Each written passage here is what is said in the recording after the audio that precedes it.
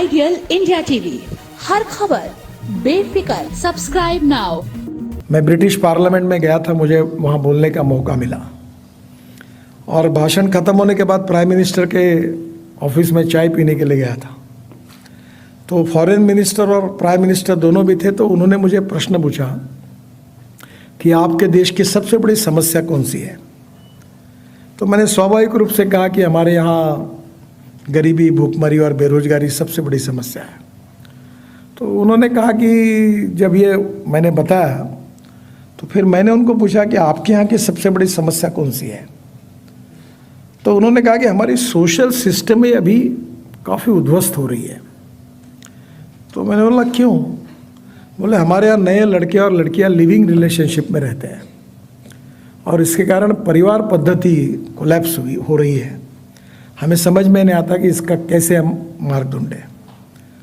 फिर उन्होंने मुझे कहा कि आपके यहाँ ये समस्या नहीं है। मैंने कहा नहीं के बराबर है। बोले ऐसे कैसे हो सकता है, जब आपके यहाँ गरीबी है तो ये आपके यहाँ क्यों नहीं है? तब मैंने उनको कहा कि हमारी समाज पद्धति, जीवन पद्धति मूल्याधिष्ठित है। गरीब के घर में भी अच्छे संस्कार हैं और अच्छे संस्कारों के कारण, जो मूल्याधिष्ठित संस्कार पद्धति है उसके कारण हमारे यहाँ ये समस्या नहीं के बराबर है। और ये हमारी भारतीय समाज की सबसे बड़ी ताकत है। हम एक तरफ साइंस, टेक्नोलॉजी, इनोवेशन सब में आगे जाए, पर दूसरी ओर हमारी व्यक्ति के रूप में जो जीवन पद्धति है, संस्कार पद्धति, उसके तरफ भी ध्यान दें और दोनों का समन्वय रखकर ही हम आगे जा सकते हैं। मुझे बहुत खुशी है कि आज स्टार्टअप में हमने बहुत प्रगति की। मैं अभी चौधरी साहब को बता रहा था और उसमें मेजॉरिटी IIT के। मैं ई-व्हीकल, मेरा एक संकल्प है, बहुत कठिन है वो। बहुत कठिन है इसलिए कि मैं तो कहता हूँ कि एक दिन करना ही है, जल्दी करना है। वो है कि पेट्रोल डीजल को देश से हद्दपार करना है। मैं e-vehicle, ethanol, methanol, biodiesel, bio LNG, bio CNG, इस पर बहुत काम करता हूँ। और मेरा ये मान्यता है कि diversification of agriculture towards energy and power sector. हमारा किसान अन्नदाता के साथ ऊर्जादाता बने। और मैं आज आया हूँ वो आपके सामने भी कुछ प्रॉब्लम रखकर, जिसका सोल्यूशन आप ज़रूर निकालोगे। और वो यही है कि हमारे देश में 16 लाख करोड़ का इंपोर्ट है फॉसिल फ्यूल का। और जैसे इकोलॉजी एंड इन्वायरमेंट में pollution is big concern, water pollution, air pollution, sound pollution, तीनों हमारे लिए गंभीर प्रश्न है।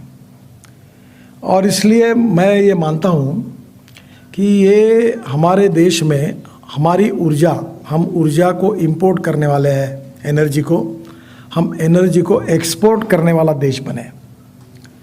आत्मनिर्भर भारत बनाने का जो प्रधानमंत्री जी का सपना है, उसमें सबसे बड़ा चैलेंज आप लोगों के लिए है, वो ये है कि इंपोर्ट को कम करना है, एक्सपोर्ट को बढ़ाना है। और जो हमारा रिसर्च है वो नीड बेस्ड रिसर्च होना चाहिए। रॉ मटेरियल अवेलेबिलिटी क्या है, उसके बेस पर रिसर्च होना चाहिए। हमारे रिसर्च में region wise, district wise, state wise अलग अलग है। एग्रीकल्चर में कौन सा वेस्ट प्रोडक्ट है, उसमें अलग अलग प्रकार के रिसर्च है। मैं 7 साल के पहले, 7-8 साल पहले, मैं नागपुर से हूँ, तो हमने तय किया था कि हमारा जो सीवेज वाटर है उसको रिसाइकलिंग करके हम बेचें। और जब मैंने, हमारा मेयर जो थे वो मैथमेटिक्स के प्रोफेसर थे, अनिल सोले करके, तो उनको मैंने कहा कि ये टॉयलेट का पानी साफ करके हम बेचेंगे। तो बोला यार तुम कुछ भी फंडा लाते, खोल लेगा ये। मैंने बोला ये होगा। और आज हम हमारे शहर का 7 साल से सीवेज वाटर बेच रहे। महाराष्ट्र सरकार की पावर कोहली है, कोराडी और खापरखेड़ा प्रोजेक्ट के लिए पानी दे रहे हैं। आपको आश्चर्य होगा, हमको 325 करोड़ रुपए साल के मिलते हैं। और अब मेरे मन की इच्छाएं मालूम नहीं होती कि नहीं, पर आप जैसे talented, young talented engineering man power जो सबसे बड़ी स्ट्रेंथ है देश की, और आप उनमें से है, तो मेरा सपना ये है कि जो सॉलिड वेस्ट मैनेजमेंट है उसको सेग्रीगेट करने से प्लास्टिक, रबर, मेटल्स, ग्लास और ऑर्गेनिक वेस्ट निकलती है। इसको सेग्रीगेट करके काफ़ी रिसाइकलिंग होता है और ऑर्गेनिक वेस्ट बायोडाइजेस्टर में डालकर उससे मीथेन निकलता है। मीथेन से बायो सीएनजी, बायो एलएनजी निकल सकता है और उसके बजाय उससे ग्रीन हाइड्रोजन भी तैयार हो सकता है।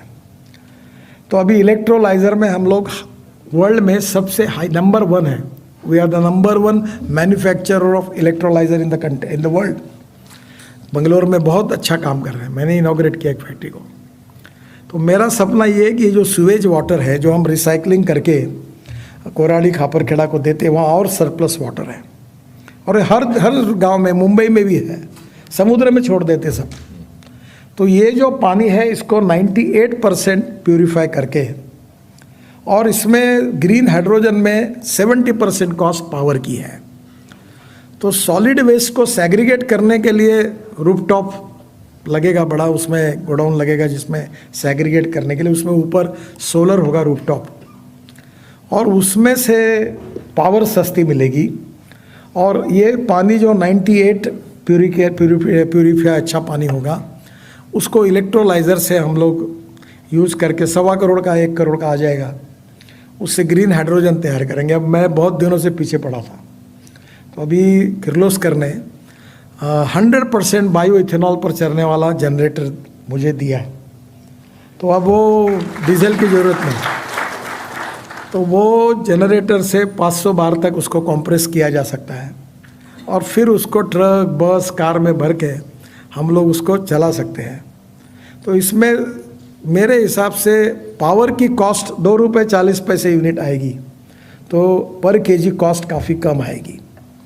अब ये कॉस्ट हमारे देश में $1 पर केजी, 1 केजी हाइड्रोजन की कॉस्ट होगी तो बहुत अच्छा है, जो आपको रिसर्च करना है। और ये अगर देश में ग्रीन हाइड्रोजन तैयार होगा, एक तो बायो वेस्ट से, ऑर्गेनिक वेस्ट से और वेस्ट वाटर से, तो हमारी नगर परिषद, म्यूनिसिपल कॉरपोरेशन सब शुद्ध हो जाएगी। स्वच्छ भारत अभियान जो प्रधानमंत्री जी का सपना है वो पूरा हो जाएगा। उल्टा वैल्यू एडिशन होगा, वेस्ट टू वेल्थ। और ये मैं चौधरी जी साहब को कहूँगा कि इसमें आप जरूर रिसर्च करिए, क्योंकि एनर्जी क्राइसिस से हमारी समस्या है। आज हमारे देश में हमारे टोटल पावर बास्केट में 38% सोलर पावर है और अब हमको बढ़ा रहे सोलर पावर, पर हमारी थर्मल पावर तैयार किए बिना कोई उपाय नहीं है। और we are the fastest growing economy in the world now. हमारा नंबर 5वां है, 5th इन द वर्ल्ड। और power, water, power, transport and communication, 4 बातों के सिवा इंडस्ट्री नहीं आएगी। इंडस्ट्री नहीं आएगी तो कैपिटल इन्वेस्टमेंट नहीं आएगी। कैपिटल इन्वेस्टमेंट और इंडस्ट्री नहीं आएगी तो एम्प्लॉयमेंट पोटेंशियल खड़ा नहीं होगा, और एम्प्लॉयमेंट पोटेंशियल खड़ा नहीं हुआ तो हम गरीबी दूर नहीं कर पाएंगे। और इसलिए आज पावर की हमारी कमी है, और इसलिए जियोथर्मल पावर है, हाइड्रो पावर है, ग्रीन पावर है, काफ़ी रिसर्च आप लोगों ने भी किया है। पर आने वाले समय में ग्रीन हाइड्रोजन या ऐसा फ्यूल होगा कि जो हमारे इंडस्ट्री में केमिकल, फर्टिलाइज़र, स्टील सब इंडस्ट्री के काम में आएगा। हम हाइड्रोजन को एक्सपोर्ट कर सकेंगे। हमारी बसेस आ गई है, मेरे पास कार है हाइड्रोजन की दिल्ली में, उसका नाम है मिराई। जापान में मिराई का अर्थ होता है भविष्य, फ्यूचर। इतनी सुंदर कार है कि मर्सिडीज जैसी कंफर्टेबल है। और मैं हाइड्रोजन भर के फरीदाबाद से इंडियन ऑयल लेबोरेटरी से लाता हूँ, बहुत सुंदर है। और अभी मेरे पास फ्लेक्स इंजन की भी कार है टोयोटो की, जो 100% बायो इथेनॉल पे चलती है। मेरे आग्रह पर बजाज, टीवीएस और हीरो, इन्होंने मोटरसाइकिल और स्कूटर तैयार किए 100% बायो इथेनॉल पर। और ये बायो इथेनॉल में ऐसा है कि 1 litre petrol equal to 1 litre 300 ml of ethanol, क्योंकि इथेनॉल का माइलेज थोड़ा कम मिलता है। तो एक बार मैंने देखा ऐसा, तो रशिया में कुछ रिसर्च हुआ था, तो मैंने उन साइंटिस्ट को बुलाया और इंडियन ऑयल के चेयरमैन वैद्य और पेट्रोलियम सेक्रेटरी को बुलाया, मिनिस्टर को भी बुलाया। मैंने कहा ये माइलेज सेम होता है पेट्रोल लेवल। तो मुझे राम कुमार करके, जिन्होंने बहुत अच्छे साइंटिस्ट हैं, जिन्होंने अभी एल्यूमिनियम एयर टेक्नोलॉजी पे भी रिसर्च किया है, तो उन्होंने कहा कि सर ये अच्छी आइडिया है पर मुझे असंभव लगती है। तो मैंने कहा ये इनका सुन लो, प्रयोग करो, गाजर की पुंगी है, बच सकती तो बजाओ, नहीं तो खा लो और छोड़ दो। आपको ताज्जुब होगा, 3 महीने के बाद उन्होंने मुझे रिपोर्ट दिया कि ये सक्सेसफुल है। तो अभी इथेनॉल का माइलेज पेट्रोल के बराबर है। इथेनॉल का 60 रुपये लीटर और पेट्रोल 110 रुपये लीटर। तो अब ग्रीन फ्यूल है, पोल्यूशन नहीं के बराबर है। तो अब हमारा देश, हम लोग मोलाइसिस से, BAV मोलाइसिस से, शुगर केन जूस से, ब्रोकन राइस से, फूड ग्रेन से, बाम्बू से, एग्रोवेस्ट से हम इथेनॉल बना सकते हैं। अभी हमने आसाम में एक बाम्बू से बायो इथेनॉल बनाने का प्रोजेक्ट चालू हो गया। और ये जो परली है, दिल्ली वालों को बहुत पॉपुलर है, क्योंकि ये पंजाब हरियाणा में ये जो राइस स्ट्रॉ है, इसको परली बोलते हैं, जो जलाते हैं, जिसके कारण काफ़ी पोल्यूशन होता है।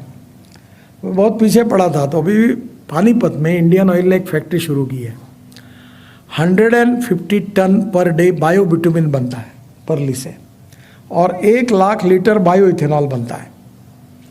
अब परली से 5 टन और परली से 1 टन बायो CNG बनता है। उसके भी 15-20 प्रोजेक्ट आ गए। तो मैं जो आपको एजेंडा देकर जा रहा हूँ, बाय यूजिंग बायोटेक्नोलॉजी हम लोग इंक्रीज द प्रोडक्टिविटी, और वो प्रोडक्टिविटी जो है वो बायोमास की प्रोडक्टिविटी बढ़ाकर बाय यूजिंग बायोमास हम बायो CNG, बायो ANG और ग्रीन हाइड्रोजन कैसे बनाएं। आइडियल इंडिया TV, हर खबर बेफिक्र। Subscribe now.